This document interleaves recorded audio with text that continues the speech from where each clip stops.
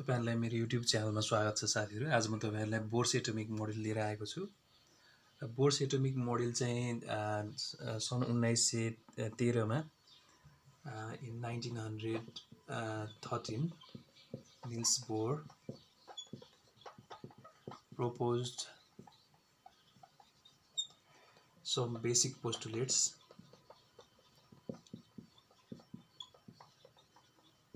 regarding structure of atom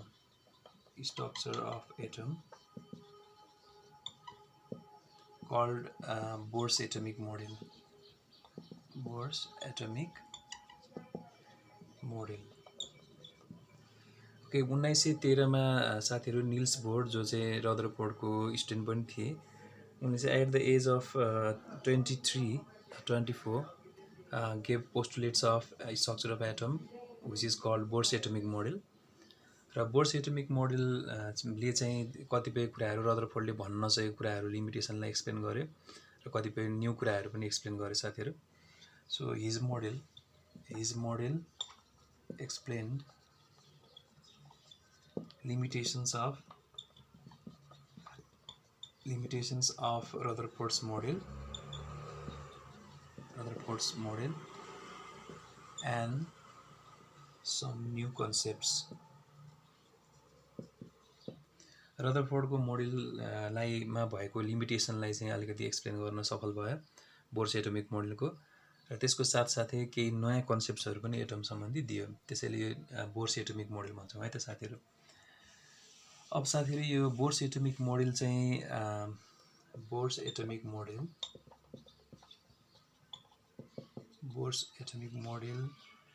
is based on classical mechanics, classical concepts given by Rutherford, and quantum concept proposed by different scientists. So यो दुईवटा quantum theory र यो classical थ्योरीलाई मिलाएर यो एक किसिमको bourse atomic model दिएको हो. त्यसैले क्लासिकल कन्सेप्टको कुरा पनि अनि क्वान्टम कन्सेप्टको कुरा पनि दुईटा मिलाएर चाहिँ बोर्स एटोमिक मोडल बनाएको हो साथीहरु. अब हेरौँ है त बोर्स एटोमिक मोडलको केही पोस्टुलेट्सहरु के छ त. Postulates of Bohr's atomic model. अब बोर्स एटोमिक मोडलको पोस्टुलेटहरु हेरौँ त साथीहरु. पहिलो नम्बर 1 मा जाउँ हामी. फर्स्टमा कन्सेप्ट अफ stationary orbit.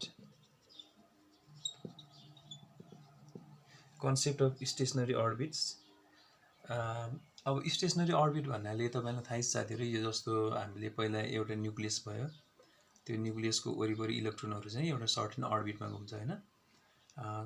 अब बोर्डको भनाइ अनुसार चाहिँ इलेक्ट्रोन जहिले पनि एउटा सर्टेन रेडियस बनाएर सर्कुलर पाथमा घुम्छ, र पहिलो सेललाई के सेल भनिन्छ, दोस्रोलाई एल, त्यसैगरी एम एन्ड सो अन हैन. यसरी इलेक्ट्रोनहरु घुम्छ वरिपरि सर्कुलर पाथमा घुम्छ. र साथीहरु यो सर्कुलर पाथमा जुन इलेक्ट्रोनहरु घुम्छ, त्यो इलेक्ट्रोनहरु सर्कुलर पाथमा घुम्छ भनेदेखि यिनीहरुलाई हामीले चाहिँ यो सर्कुलर पाथलाई चाहिँ अर्बिट स्टेशनरी अर्बिट भन्छौं. स्टेशनरी अर्बिट भन्नाले जुन अर्बिटमा इलेक्ट्रोन घुम्दाखेरि चाहिँ इनर्जी लस पनि गर्दैन, इनर्जी गेन पनि गर्दैन, र त्यही अर्बिटमा सधैँ घुमिरहन्छ भने त्यसलाई हामी स्टेशनरी अर्बिट भन्छौं. सो यो वुडको भनाइ अनुसार, बोर्स एटोमिक मोडलको भनाइ अनुसार चाहिँ न्यूक्लियसको वरिपरि सर्कुलर पाथमा इलेक्ट्रोन जहिले पनि घुमिरहन्छ, जहाँ इनर्जी उसले लस पनि गर्दैन, उसले गेन पनि गर्दैन, जबसम्म त्यो अर्बिटमा त्यो electron घुमिरहन्छ.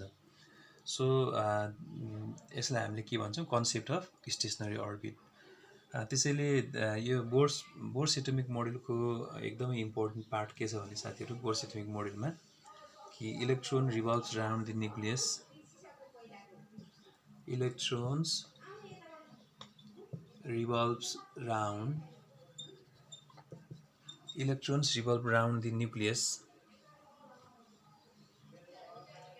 in circular path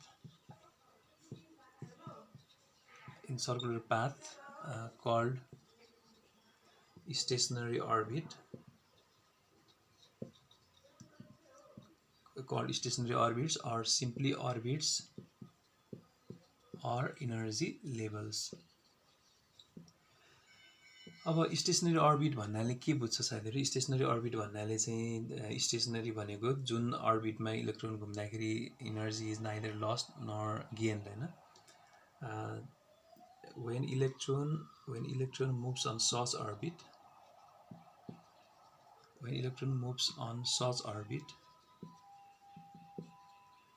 energy is neither lost nor gained हैन.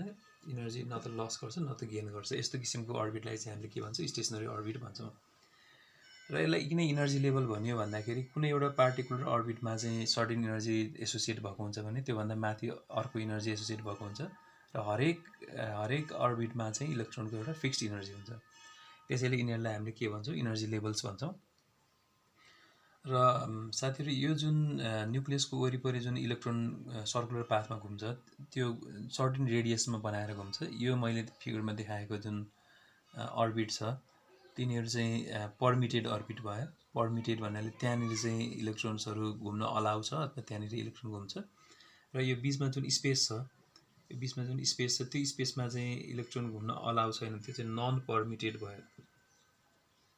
Non permitted orbits. अर्बिट त अर्बिट नै हो तिनीहरू साथीहरू, तर स्पेस नै हो, तर त्यहाँनिर इलेक्ट्रोन घुम्न अलाउ छैन. यसरी निल्स बोरले चाहिँ यो इलेक्ट्रोन कसरी घुमेको हुन्छ एटममा भनेर त्यो एटमको इलेक्ट्रोन घुम्ने बाटोको बारेमा एक्सप्लेन गरे, जसलाई उनले के भने? स्टेसनरी अर्बिट भने. र स्टेसनरी अर्बिटमा इलेक्ट्रोन घुमुन्जेल इनर्जी लस पनि हुँदैन, गेन पनि हुँदैन. त्यसैले एटम चाहिँ स्टेबल भइरहन्छ हैन. किनभने अगाडि रदरफोर्डकोमा एक्सप्लेन गर्न नसकेको कुरा के थियो भने इलेक्ट्रोन जब वरिपरि न्युक्लियसको वरिपरि घुम्थ्यो त्यहाँदेखि इनर्जी लस हुँदै गएर पछि स्पाइरल मोसनबाट तल खस्छ भन्ने जुन थियो. तर यसले सजिलै एक्सप्लेन गर्छ कि साथीहरू जबसम्म इलेक्ट्रोन एउटै अर्बिटमा घुमिरहन्छ, एउटै इनर्जी लेभलमा घुमिरहन्छ, त्यो बेलासम्म चाहिँ इनर्जी लस पनि गर्दैन, इनर्जी गेन पनि गर्दैन. त्यसैले यो एटम चाहिँ स्टेबल भएर रहन्छ. सो यो कन्सेप्टबाट चाहिँ हामीले सजिलै भन्न सक्छौँ कि वाइ एटम इज स्टेबल. अब okay, why atom is stable हैन. Why atom is stable according to Niels Bohr भन्ने कुरा चाहिँ because when electrons revolve around in stationary orbits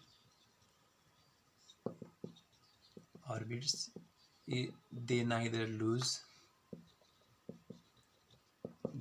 lose nor gain energy. So atom is stable and always revolves around in the same orbit. Okay, भनेपछि इलेक्ट्रोनहरू चाहिँ जहिले पनि यो उसको वरिपरि न्युक्लियसको वरिपरि घुमिरहन्छन् र त्यो चाहिँ कहिले पनि इनर्जी लस पनि गर्दैन, गेन पनि गर्दैन. त्यसैले एटम इज स्टेबल भन्ने कुरा आयो. सो पहिलो पोस्टुलेटमा के भन्यो त साथीहरू? Concept of stationery orbit. Number 2 मा जाउँ साथीहरू. अब 2 नम्बरमा चाहिँ concept of quantization of energy. Concept of quantization of energy, quantization of radiant energy, energy of an atom. Okay साथीहरु, दोस्रो कन्सेप्टमा छ क्वान्टाइजेसन अफ इनर्जी अथवा इनर्जी इज क्वान्टाइज भन्ने कुरा छ. यसको भनाइअनुसार चाहिँ के हुन्छ भने साथीहरु जब कुनै पनि एटममा लोअर अर्बिट, यो इज ए फर्स्ट अर्बिट भनौँ, के अर्बिट भनौँ, यो एल अर्बिट भनौँ. जब त्यो लोअर अर्बिट, यसलाई हामीले लोअर अर्बिट पनि भन्न सक्छौँ साथीहरु. यो लोअर अर्बिट, यो हायर अर्बिट है त. एल र एच भनेको, एल भनेको लोअर अर्बिट र एच भनेको हायर अर्बिट. अब तपाईहरुलाई मैले अघिल्लो पोस्टुलेटमा भनिसकेँ कि बोर्सको अनुसार चाहिँ जब इलेक्ट्रोन यहाँनिर एउटै अर्बिटमा घुमिरहन्छ तबसम्म इनर्जी लस पनि गर्दैन, गेन पनि गर्दैन. तर जब इलेक्ट्रोनले certain amount of energy absorb गर्छ, त्यो इनर्जी एब्जर्ब गर्ने बित्तिकै it jumps from lower to higher orbit हैन, लोअर टु हायर अर्बिट. र यो बेलामा चाहिँ यो EH माइनस EL भन्नाले हायरमा भएको इनर्जी, हायर अर्बिटमा हुने इनर्जी माइनस लोअर अर्बिटमा हुने इनर्जी बराबरको इनर्जी, त्यसलाई हामी डेल्टा E भनौँ. त्यति बराबरको energy is एब्जर्ब्ड. Energy is absorb हैन।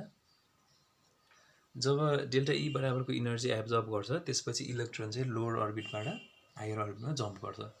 साथीहरु जस्तो यो सेकेन्ड E2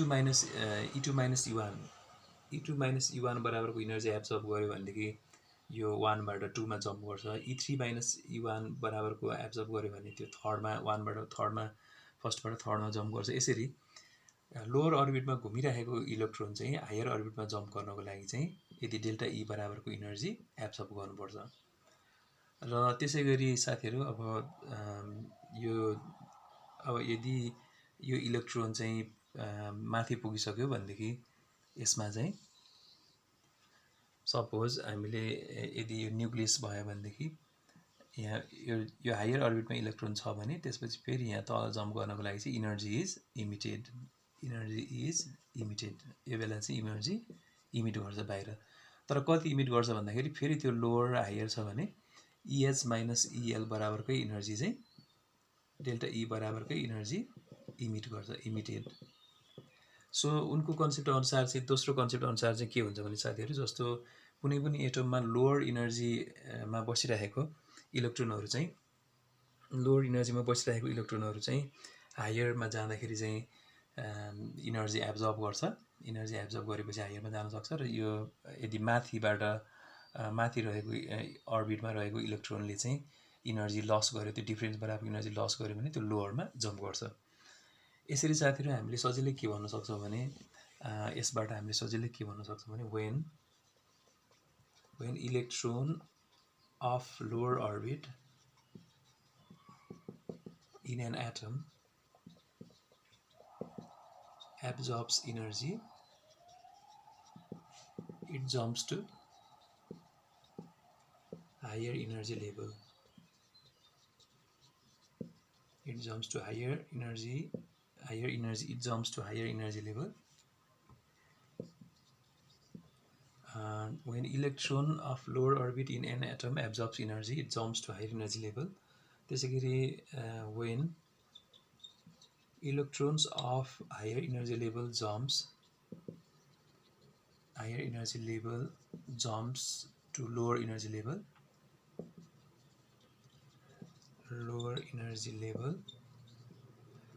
it emits अथवा it radiates energy, it emits energy.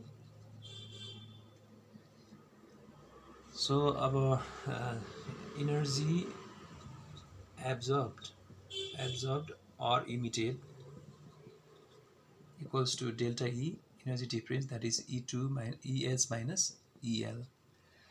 त्यो हायर माइनस लोअर को जुन डिफरेन्स छ त्यो डिफरेन्स बराबरको इनर्जी एब्जर्ब गर्यो भने अथवा यो एब्जर्ब गर्यो भने माथि जान्छ र इमिट गर्यो भने तल आउँछ साथीहरु। त्यसलाई हामीले के भन्छौं जस्तो अब इनर्जी जसको लोअर इनर्जी स्टेटमा छ, जसले इनर्जी पाएकै छैन अहिलेसम्म हैन, इनर्जी पाएको छैन भनेदेखि त्यो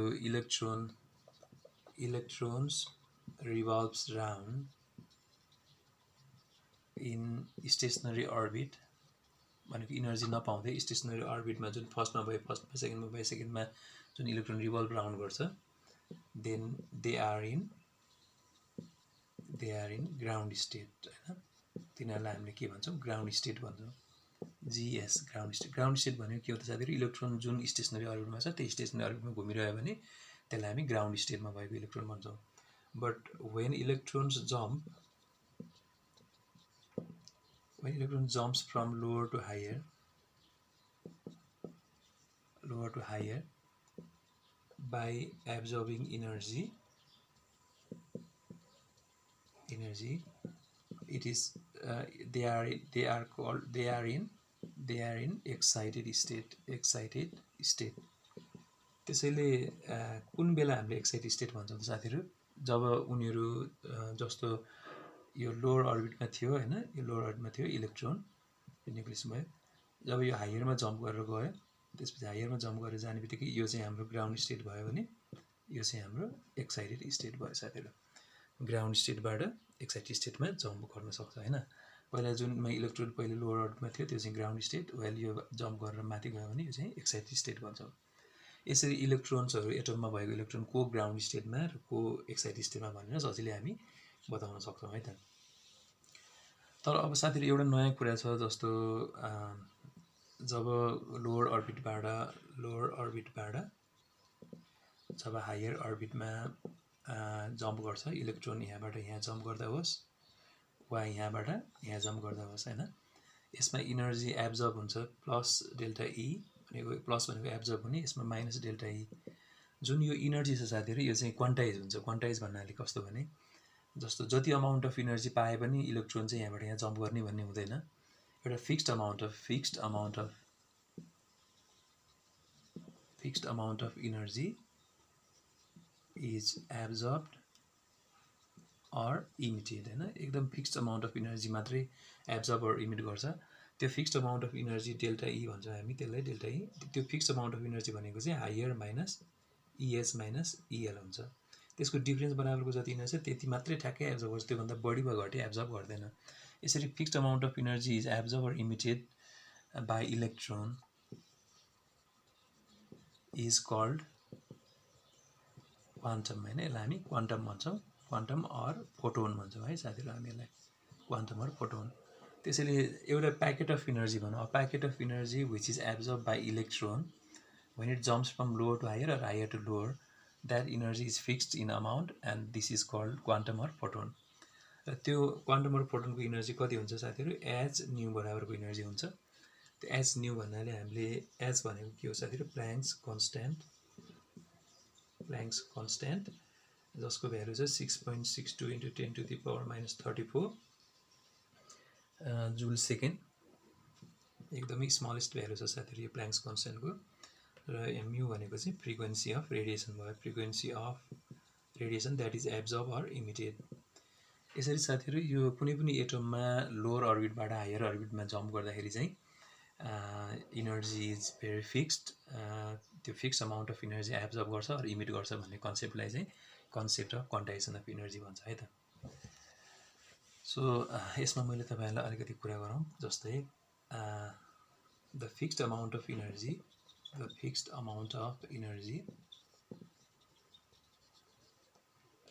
that is photon or quantum of energy is only absorbed or emitted by an electron when it jumps lower to higher or higher to lower. This concept is called quantization of energy. यसलाई चाहिँ हामीले के भन्छौँ त, quantisation of energy भन्छौँ। र यो quantisation of energy भन्नाले जथाभावी इनर्जी एब्जर्ब यो इलेक्ट्रोनले गर्दैन। एउटा फिक्स्ड अमाउन्ट अफ इनर्जी भयो भने मात्रै इलेक्ट्रोनलाई एब्जर्ब गरेर लोवरबाट हायरमा जान्छ, र हायरबाट लोवरमा आउँदा पनि त्यति नै अमाउन्ट अफ इनर्जी लस भयो भने मात्रै त्यो जम्प गर्छ, नत्र भए जथाभावी इनर्जी पाएर त्यो जम्प गर्दैन। यसलाई हामीले के भन्छौँ साथीहरु, concept of quantization of energy. Okay साथीहरु, अब यसैमा मैले कन्सेप्ट अफ क्वान्टाइजेसन अफ इनर्जीमै मैले एउटा कुरा गर्छु, जस्तै when electrons jump from lower to higher अथवा lower to higher भनौँ, lower to higher energy is absorbed। यो त मैले तपाईलाई भनिहालेँ, इनर्जी एब्जर्ब गर्छ। यस्तो बेलामा चाहिँ absorption spectrum is produced, but this is not visible by simple naked eyes। absorption spectrum produce हुन्छ, but when electrons of excited state, मतलब higher state, jumps to lower, then emission spectrum is produced। जसलाई हामीले के भन्छौँ साथीहरु, emission spectrum, जो चाहिँ this is observable। जस्तै hydrogen spectrum is the example of emission spectrum। Spectrum भन्नाले साथीहरू is a collection of rays which can be easily seen on screen.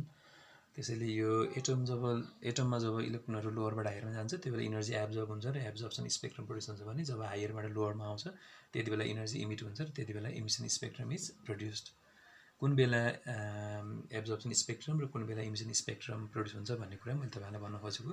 त्यसैले एटोमिक स्पेक्ट्रम दुई टाइपको हुन्छ, एउटा एब्जर्प्सन स्पेक्ट्रम, अर्को इमिसन स्पेक्ट्रम है त। So this is the concept of quantization of energy. अब नम्बर 3 मा जाउँ। कन्सेप्ट अफ क्वान्टाइजेसन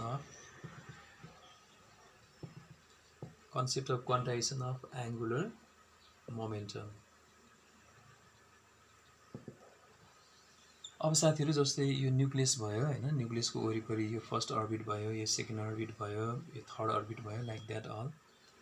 सो अब मैले तपाईँहरूलाई यहाँ भन्न खोजेको कुरा के हो भने इलेक्ट्रोन यहाँ यो ठाउँमा चाहिँ किन मुभ गर्दैन, इलेक्ट्रोन यो ठाउँमा किन मुभ गर्दैन, इलेक्ट्रोन यो ठाउँमा किन मुभ गर्दैन, यो सेलेक्टेड ठाउँमा मात्रै KLM भनेर लेखेको ठाउँमा मात्रै इलेक्ट्रोन किन मुभ गर्छ त।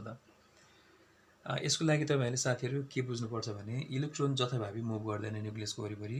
इलेक्ट्रोन मुभ गर्ने भनेको यस्तो ठाउँमा मात्र हो जहाँ उसको इलेक्ट्रोनको एङ्गुलर मोमेन्टमको कुरा आउँछ साथीहरू। तपाईँलाई एङ्गुलर मोमेन्टम भनेको थाहै होला। एङ्गुलर मोमेन्टम भनेको के हो, MVR हैन त साथीहरू, MVR, मास into velocity into radius, MVR। यो इलेक्ट्रोन जब कुनै पनि न्युक्लियसको वरिपरि घुम्छ त्यसमा एङ्गुलर मोमेन्टम डेभलप हुन्छ। त्यसरी डेभलप भएको एङ्गुलर मोमेन्टम चाहिँ जहिले पनि h/2π र यसको इन्टरभल मल्टिपलसँग बराबर हुनुपर्छ। जस्तै यदि इलेक्ट्रोन फर्स्ट अर्बिटमा घुम्दैछ भने यसको फर्स्ट अर्बिटको केसमा चाहिँ फर्स्ट अर्बिट यसलाई भन्छौँ हामीले साथीहरू, जसमा घुम्दाखेरि आउने एङ्गुलर मोमेन्टम चाहिँ 1 × h/2πसँग बराबर हुनुपर्छ। h/2π त्यो फिक्स अमाउन्ट भयो हैन साथीहरू। त्यसैले यदि उसको एङ्गुलर मोमेन्टम चाहिँ 1 × h/2πसँग बराबर भयो भने त्यो फर्स्ट अर्बिटमा घुम्न सक्छ यति रेडियस बनाएर हैन। त्यस्तै सेकेन्ड अर्बिटमा हेर्ने हो भने हामीले उसमा डेभलप हुने सेकेन्ड अर्बिटमा घुम्दाखेरि सर्टेन रेडियस बनाएर घुम्दाखेरि उसको इलेक्ट्रोनको एङ्गुलर मोमेन्टम जो डेभलप हुन्छ त्यो चाहिँ 2 × h/2πसँग ठ्याक्कै मिल्नुपर्छ साथीहरू। यदि 2 × h/2πसँग भन्दा कम र 1 × h/2π भन्दा बढी भयो अथवा फ्र्याक्सनमा भयो भने चाहिँ त्यहाँ इलेक्ट्रोन घुम्दैन। अब साथीहरू इलेक्ट्रोन यहाँ घुम्नु भनेको मतलब के हो भने MVR = h/2π हुनु हो हैन। यसमा इलेक्ट्रोन घुम्नु भनेको के हो, MVR = 2 × h/2πसँग बराबर हुनु हो। त्यस्तै यसमा इलेक्ट्रोन थर्डमा इलेक्ट्रोन घुम्नु भनेको चाहिँ MVR = 3 × h/2πसँग बराबर हुनु हो। तर यो बीचमा किन घुम्दैन भन्दा, बीचमा किन अलाउ छैन इलेक्ट्रोनलाई भन्दा त्यहाँ इलेक्ट्रोन घुम्दाखेरि जुन एङ्गुलर मोमेन्टम डेभलप हुन्छ त्यो चाहिँ इन्टरभल मल्टिपल मतलब 1, 2, 3 × h/2πसँग बराबर हुँदैन। त्यसैले यो अर्बिटहरूलाई हामीले जुन अर्बिट हामीले देखाउँछौँ साथीहरू सोलिड लाइनले, तिनीहरू चाहिँ के भयो, अलाउड अर्बिट भयो, अलाउड अथवा पर्मिटेड अर्बिट। अब पर्मिटेड अर्बिट हामी केलाई भन्छौँ साथीहरू, पर्मिटेड अर्बिट भनेको चाहिँ कस्तो अर्बिट हो भने नि जसमा MVR = के छ, NH/2π छ हैन। र जसमा नट अलाउड अर्बिट भनेको चाहिँ कुन हो साथीहरू, नट अलाउड अर्बिट भनेको चाहिँ MVR = NH/2π। त्यसलाई हामीले नट अलाउड अर्बिट भन्छौँ। नट अलाउड अर्बिटमा चाहिँ इलेक्ट्रोन घुम्न सक्दैन। त्यसैले साथीहरू मैले तपाईँलाई के भनेको भने इलेक्ट्रोन जथाभावी चाहिँ घुम्दैन है। इलेक्ट्रोन घुम्नको लागि चाहिँ जस्तो न्युक्लियसको वरिपरि यसरी घुम्नको लागि यो अर्बिटमा घुम्नको लागि चाहिँ के हुनुपर्छ, MVR = N × h/2πसँग बराबर हुनुपर्छ। नत्र भए यसमा यो स्पेसमा चाहिँ MVR = NH/2π हुन्छ साथीहरू। सो यसको भनाइअनुसार के हो भने electron can revolve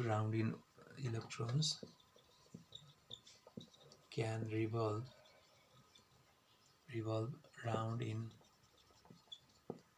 only such orbit where its angular momentum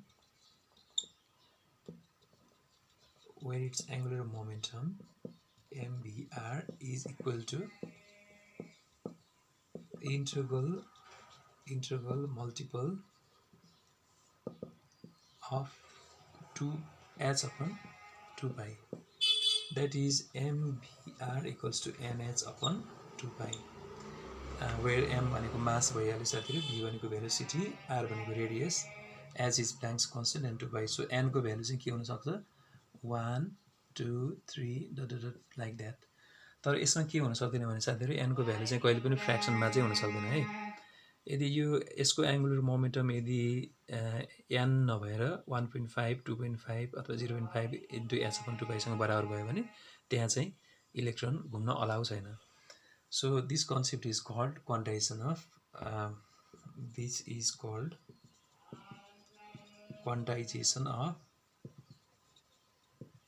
angular momentum. यसलाई चाहिँ हामीले quantization of angular momentum भन्छौं। सो साथीहरु कुन अर्बिटमा चाहिँ इलेक्ट्रोन घुम्न अलाउ छ र कुन अर्बिटमा घुम्न अलाउ छैन भन्ने कुरालाई चाहिँ एंगुलर मोमेन्टमले कन्ट्रोल गरिदिन्छ।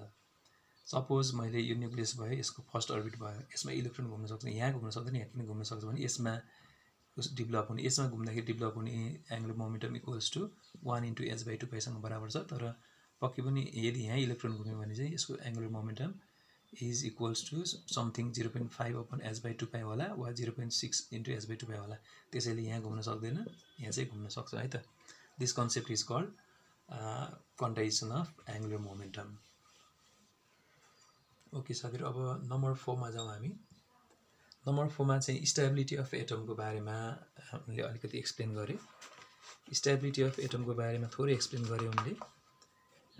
कसरी एटम स्टेबल हुन सक्छ त? Stability of atom. Stability of atom.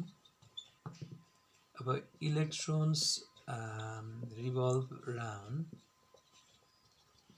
in stationary orbit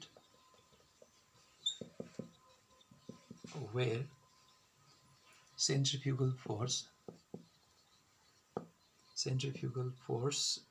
is equal to electrostatic force of attraction between positive and negative charges. अब के भन्यो भने साथीहरु यो न्यूक्लियस भयो र यसको वरिपरि जुन इलेक्ट्रोन घुमिरहन्छ, इलेक्ट्रोनमा नेगेटिभ चार्ज हुन्छ, यो सर्कुलर पाथमा घुम्दाखेरि त यसको कुन फोर्स हुन्छ साथीहरु? यो आउटवार्ड दिने फोर्स सेन्ट्रिफ्युगल फोर्स डेभलप हुन्छ हैन, तपाईलाई थाहै छ। जब कुनै पनि कुरा सर्कुलर पाथमा घुम्छ त्यसमा चाहिँ सेन्ट्रिफ्युगल फोर्स भित्रतिर र सेन्ट्रिफ्युगल फोर्स बाहिरतिर हुन्छ। यो सेन्ट्रिफ्युगल फोर्सलाई चाहिँ यो प्लस र माइनस बीचको जुन इलेक्ट्रोस्टैटिक फोर्स अफ एट्र्याक्सन छ त्यो चाहिँ सेन्ट्रिपिटल फोर्स को रूपमा डेभलप हुन्छ। Centripetal force is equals to electrostatic force. So electrostatic फोर्सले भित्रतिर तान्ने र सेन्ट्रिफ्युगल फोर्सले बाहिरतिर तान्नेले गर्दाखेरि इलेक्ट्रोन जहिले पनि यो अर्बिटमा घुमि नै रहन्छ। सो यसरी एटम स्टेबल भइरहन्छ भनेर पनि यो स्टेबिलिटी अफ एटमको बारेमा बोर्स एटमिक मोडेलमा कुरा गर्यो है त।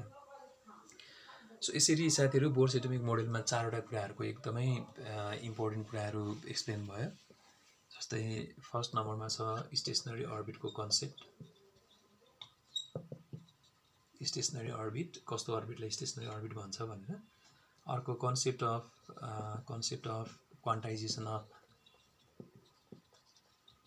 इनर्जी।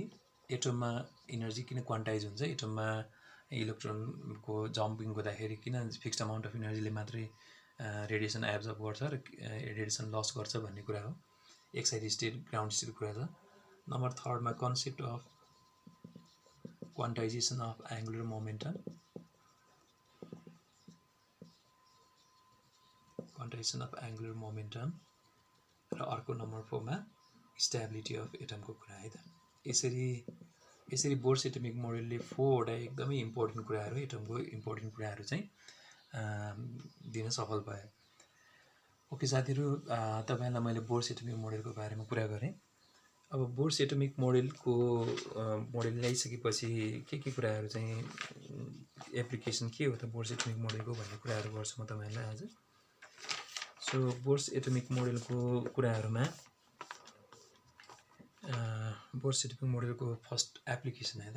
एप्लिकेसन अथवा एडभान्टेजेस भयो। Applications of Bohr's atomic model.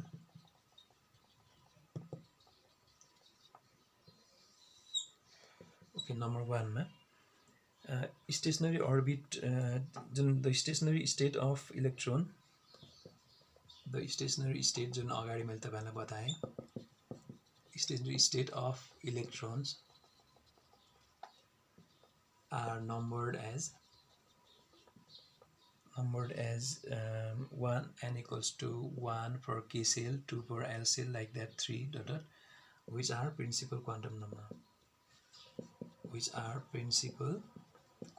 so principal quantum number को concept जुन छ त्यो नै यो बोर्डले दिएको फर्स्ट अर्बिट को लागि k को लागि 1, l को लागि 2 यसरी हो।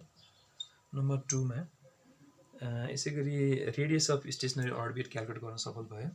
The radius of stationary orbit को रेडियस क्याल्कुलेट गर्न सफल भयो साथीहरु, is calculated by using Bohr's theory. र स्टेशनरी अर्बिट को रेडियसलाई चाहिँ rn equals to n square a nought भन्छौं, where n को value n equals to 1 for first cell, 2, 3 for third cell, 3 for third cell, like that। So a naught भनेको चाहिँ first shell को लागि हो, र फर्स्ट सेल को लागि चाहिँ यसको भ्यालु छ 0.529 Armstrong, 0.529 Armstrong. So first shell को लागि रेडियस के भयो साथीहरु, फर्स्ट सेल को लागि that is for hydrogen, and it is called Bohr's radius। यसलाई चाहिँ हामी बोर्स रेडियस भन्छौं। र तपाईलाई बोर्स रेडियस थाहा छ भनेदेखि पक्कै पनि सेकेन्ड सेल को चाहिँ के हुने भयो 2 square into a naught, third को के हुने भयो 3 स्क्वायर इन्टु a नट। यसरी हामीले रेडियस अफ अर्बिट चाहिँ सजिलै क्याल्कुलेट गर्न सक्छौं बोर्स थ्योरी एप्लाई गरेर है त। So radius can be calculated easily. Number third मा जाउँ अब। नम्बर थर्ड मा चाहिँ energy of electron in orbit, energy of electron in orbit is calculated by using Bohr's model। यसको इनर्जी भनेको चाहिँ यसको इनर्जी इक्वल्स टु हामीले -13.6 by n square electron volt per atom छ। साथीहरु n को भ्यालु चाहिँ तपाईहरुको n को भ्यालु अघि जस्तै फर्स्ट सेल को लागि 1, 2, 3 राख्न सकिन्छ। र for first shell E1 equals to -13.6 electron volt per atom.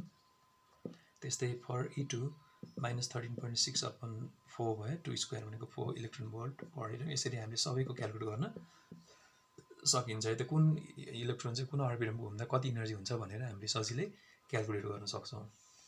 So energy of electron पनि क्याल्कुलेट गर्न सकिन्छ। नम्बर 4 मा जाउँ। 4 नम्बरमा यसैगरी हामीले यसको भेलोसिटी पनि नाप्न सकिन्छ। velocity of electron in orbit can also be calculated। यसरी velocity पनि मेजर गर्न सकिन्छ। नम्बर 5 मा this theory is applicable for hydrogen and hydrogen-like species। hydrogen-like species भन्नाले 1 इलेक्ट्रोन भएको स्पेसिसहरु जस्तो helium plus, lithium plus plus, यस्तोको लागि चाहिँ यो थ्योरी एप्लिकेबल छ। यसरी बोर्स थ्योरीले चाहिँ इलेक्ट्रोनको इलेक्ट्रोन कतिमा घुमेको छ डिस्टेन्समा न्यूक्लियसबाट अर्बिटको डिस्टेन्स रेडियस पनि क्याल्कुलेट गर्न सफल भयो। त्यस्तै energy of electron in orbit, त्यसैगरी भेलोसिटी, त्यसगरी चाहिँ यो हाइड्रोजन लाइक स्पेसिस, हाइड्रोजनमा मात्र नभएर स्पेशली हाइड्रोजनमा थियो तर हाइड्रोजन लाइक स्पेसिसमा पनि यो कुरा एप्लिकेबल भयो। सो यसरी बोर्स थ्योरी चाहिँ निकै एप्लिकेबल छ है त साथीहरु। अब हामी जाउँ लिमिटेसन्समा है त। Limitations of Bohr's atomic model. अब लिमिटेसन के छ त बोर्स एटोमिक मोडलको हेरौँ त साथीहरु। यसको लिमिटेसनमा हेर्ने हो भने चाहिँ जस्तै साथीहरु यो कस्तो छ भने जस्तो हाइड्रोजनको जुन स्पेक्ट्रा छ, यो लिमिटेसनमा यो थ्योरी एकदमै राम्रो भयो हैन साथीहरु। बोर्सले नयाँ कन्सेप्ट दिए एटममा, अर्बिटको कुरा ल्याए, क्वान्टाइजेसनको कुरा ल्याए, धेरै कुरा गरे, तर पनि उसको suffers from some limitations. Number 1 मा चाहिँ the fine spectrum produced by hydrogen cannot be explained by using this theory,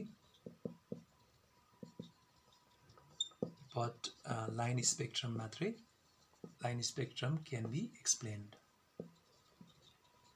अब साथीहरु हाइड्रोजन स्पेक्ट्रममा जुन लाइन स्पेक्ट्रम छ, यस्तो लाइन स्पेक्ट्रम जब इलेक्ट्रोन चाहिँ हायरबाट लोवरमा अर्बिटमा जम्प गर्छ त्यसपछि यसले लाइन टाइपको यस्तो किसिमको स्पेक्ट्रम दिन्छ भनेर NH बाट NL मा आउँदाखेरि यो लाइन स्पेक्ट्रम भयो, सर्टेन वेभलेन्थ भएको सर्टेन फ्रिक्वेन्सी भएको लाइन स्पेक्ट्रम भयो। तर यो लाइन स्पेक्ट्रम पनि फेरि is composed of many other lines यस्तो देखियो हैन। लाइन स्पेक्ट्रमलाई क्लोजली हेर्दाखेरि फेरि यो चाहिँ फाइन स्पेक्ट्रम देखियो। यो लाइन स्पेक्ट्रम पनि कम्पोज अफ मेनी लाइन्स। यो फाइन स्पेक्ट्रम कसरी प्रोड्युस भयो भनेर चाहिँ एक्सप्लेन गर्न सकेन हैन, बोर्स एटमिक मोडलले एक्सप्लेन गर्न सकेनन्। यो चाहिँ एउटा लिमिटेसन भयो। नम्बर 2 मा अर्को लिमिटेसनमा साथीहरु this model cannot explain atomic spectrum produced by multi-electron species हैन। multi-electron species भन्नाले हेलियममा 2टा इलेक्ट्रोन छ, लिथियममा 3टा इलेक्ट्रोन छ, लिथियम प्लसमा 2टा इलेक्ट्रोन छ हैन। त्यस्तै बेरिलियम प्लसमा 2टा इलेक्ट्रोन छ। यसरी एउटा भन्दा बढी इलेक्ट्रोन भएको जुन स्पेसिसहरु हुन्छ त्यसले प्रोड्युस गर्ने एटमिक स्पेक्ट्रमको बारेमा चाहिँ यसले एक्सप्लेन गर्न सकेन। मल्टी इलेक्ट्रोन सिस्टमको लागि चाहिँ एक्सप्लेन गर्न सकेन, खाली 1 इलेक्ट्रोन सिस्टमको लागि मात्रै एक्सप्लेन गर्न सक्यो। नम्बर 3 मा जाउँ त अब। नम्बर 3 मा चाहिँ साथीहरु जब यो लाइन स्पेक्ट्रमलाई हाइड्रोजन स्पेक्ट्रम जुन लाइन स्पेक्ट्रम त्यसलाई नर्थ पोल र साउथ पोल हैन म्याग्नेटिक फिल्डमा राख्दाखेरि यो फर्दर स्प्लिट भएर अरु फाइन लाइनमा गयो। त्यस्तै प्लस र माइनस चार्जको वरिपरि यसलाई लाइन स्पेक्ट्रमलाई राख्दाखेरि पनि यो फर्दर टुक्रेर स्प्लिट भयो। त्यसैले यो किन चाहिँ यो लाइन स्पेक्ट्रम किन म्याग्नेटिक फिल्डमा र यो इलेक्ट्रिक फिल्डमा राख्दाखेरि why line spectrum splits on magnetic field and electric field जसलाई हामीले के भन्छौँ साथीहरु, यसलाई स्टार्क इफेक्ट र जीमन इफेक्ट।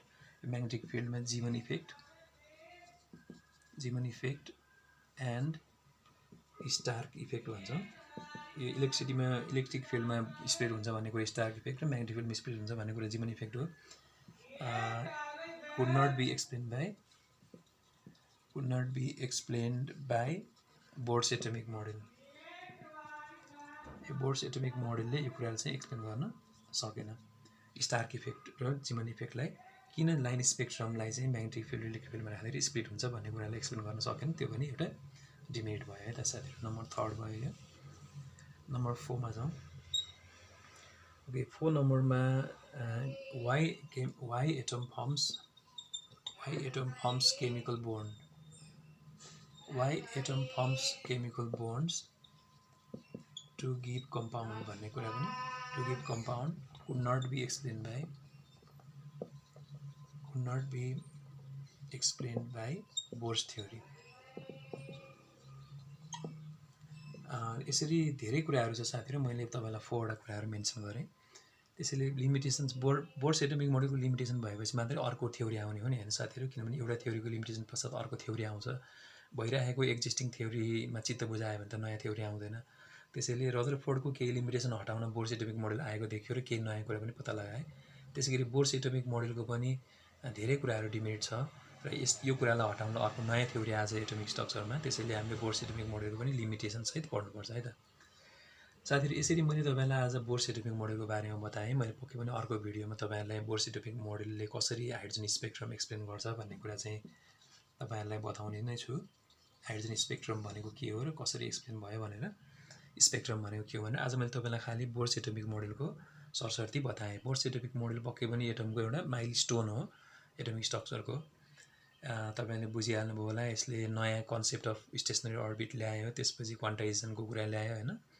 सो एटमले कसरी स्पेक्ट्रम प्रड्युस गर्छ भन्ने कुरा ल्याएँ। तर साथै एउटा कुरा के बिर्सिनु हुँदैन भने बोर्डले जति पनि कुराहरू एक्सप्लेन गरेको थियो त्यो चाहिँ हाइड्रोजन स्पेक्ट्रमको हाइड्रोजनको लागि थियो है। तर हाइड्रोजन लागि भए पनि 1 इलेक्ट्रोन स्पेसको लागि पछि मिल्न गयो, तर मल्टी इलेक्ट्रोन स्पेसको लागि भने यो कुरा मिल्न गएन। यसरी साथीहरू तपाईँले बोर सिस्टमिक मोडेल पढ्नु होला र यसमा भएका कुराहरू तपाईँले ध्यान दिएर हेर्नु होला। म आउँदो भिडियोमा पक्कै पनि आउनेछु। तपाईँले मेरो च्यानललाई सब्स्क्राइब गर्न नबिर्सनु होला साथीहरू भन्दै म आज तपाईँले यो भिडियोबाट बिदा चाहन्छु। हस्, नमस्कार।